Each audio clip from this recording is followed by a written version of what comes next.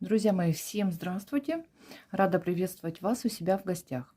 Я продолжаю рубрику «Полезное вязание» и хочу показать несколько последовательных видео по формированию горловины. Формирование горловины именно фабричным краем. Всем вам известен такой метод, как итальянский набор, но помимо итальянского набора есть еще несколько других способов. Итак, один из них. Я начинаю вязать джемпер, и вот я хочу сформировать ворот горловины, край горловины именно фабричным методом. Для этого я набираю необходимое мне количество петель, так как у меня будет резинка 1 на 1. Это количество петель должно быть кратно 2. Набрала, и плюс еще одна петля для замыкания в круг. Замкнула в круг, все, и начинаю вязать. Итак, первый ряд после наборного края я провязываю просто резинкой 1 на 1. Итак, 1 лицевая, 1 у меня будет изнаночная. И таким образом вяжу до конца ряда. 1 лицевая, 1 изнаночная. Отвязала я первый ряд, одеваю маркер, это у меня маркер начала ряда, и начинаю формировать во втором ряду именно фабричный край. Для этого мне надо, чтобы у меня вот эта лицевая петля была повернута ко мне левой стеночкой. Сейчас она повернута ко мне правой стенкой. Для этого я ее разворачиваю. Вот.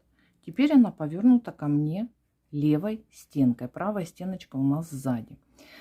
Теперь что я делаю? Я ввожу спицу под наборный край, подхватываю снизу правую стеночку, ввожу спицу в петлю, подхватываю правую стеночку, снимаю петлю со спицы и снизу вот таким образом перекручиваю и возвращаю снова на спицу. Теперь за правую стеночку провязываю. Все, провязала.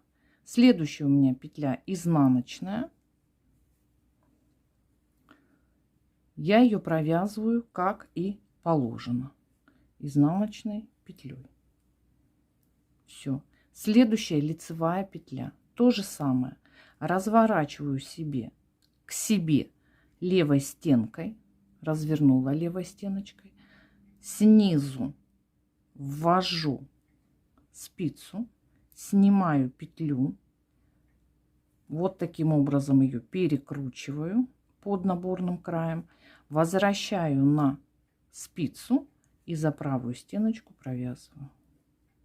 Все. Следующая изнаночная, как положено. И так дальше. Развернула, снизу ввела, петлю сняла, перекрутила, вернула на спицу, провязала за правую стеночку. И следующая изнаночная. И так далее провязываю до конца ряда. Отвязали ряд. Вот посмотрите, что у нас получается. Вот такой краешек. Все. И дальше вяжем следующие. Все последующие ряды я вяжу резинкой 1 на 1. Просто резиночкой 1 на 1. Как мне надо. Все последующие ряды на высоту, которая необходима. То есть на высоту воротничка или горловинки. Я вяжу резинкой 1 на 1. Отвязала я резиночку. Вот такой воротничок. И, девчата, смотрите, какой вот краешек у нас получается. Красивый, аккуратный край. Край изделия. Вот такой вот по лицевой стороне. Вот так посмотрите, как выглядят петли. Такие объемные. И вот как это выглядит по изнаночной стороне. И вот сам краешек. Очень простой способ. Простой. Думаю, для начинающих, особенно вязальщиц, он будет прям находкой. Вот, конечно же, итальянский наборный край это вообще шикарный, но к нему надо привыкнуть. Здесь итальянский набор, он требует, конечно же, опыта, особенно при большом количестве петель. Ну, вот так вот выглядит. Еще чем мне нравится вот такой набор. Посмотрите, если основное полотно у нас вот так вот растягивается, да, и при обычном наборе, наборном крае у нас растягивается горловина очень часто. То здесь в данном случае, вот посмотрите как, не очень сильно растягивается, тянется, вот я тяну, да, прилагая усилия, и вот обычное полотно. То есть данный способ у нас будет с вами держать именно край от растяжения, от такого длительного большого растяжения. Очень интересный и простой способ. Очень простой способ.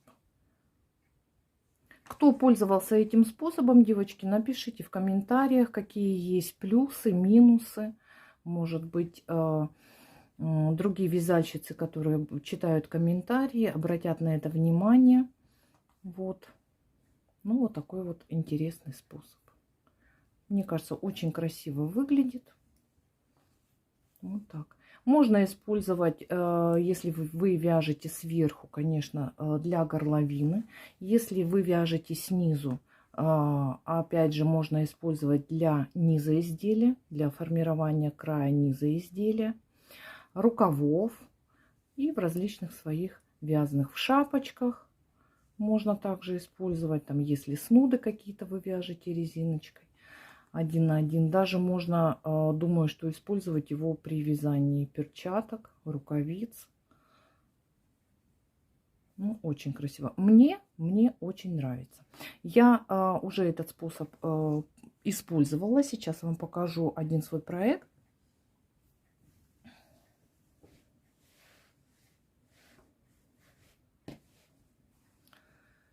Вот один из моих нынешних проектов. Я пытаюсь освоить жаккард, или как сейчас его называют, лапапейса, да. Вот, посмотрите. И также я вязала горловинку, формировала край именно вот этим способом. Ну вот, поближе я вам покажу. Вот такой вот способ получается. Вернее, вот такой край получается при вязании данным способом. Вот, не сильно растягивается. Я уже примеряла. Очень так мне понравилось, как лежит. Конечно же, после влажной тепловой обработки еще все петли встанут на место. Полотно разгладится. И будет вообще красота. Так что, девочки, рекомендую, особенно начинающим вязальщицам, данный способ. Ну, смотрите. Как говорится, на вкус и цвет товарища нет. Ну, это один из наиболее таких самых простых и легких способов. Есть еще способы при использовании дополнительной нити. Я вам там дальше еще покажу. Выпущу еще, сниму несколько видео, еще 2 способов, как вязать, вернее, формировать край изделия фабричным набором. Ну, мне вот здесь вот очень нравится. Очень нравится. Так стильно, мне даже кажется, смотрится. Ну все, девочки, на этом я с вами прощаюсь. Всем творческих успехов, дружных спиц. Вяжите с любовью, носите с удовольствием. Пока-пока. До новых встреч.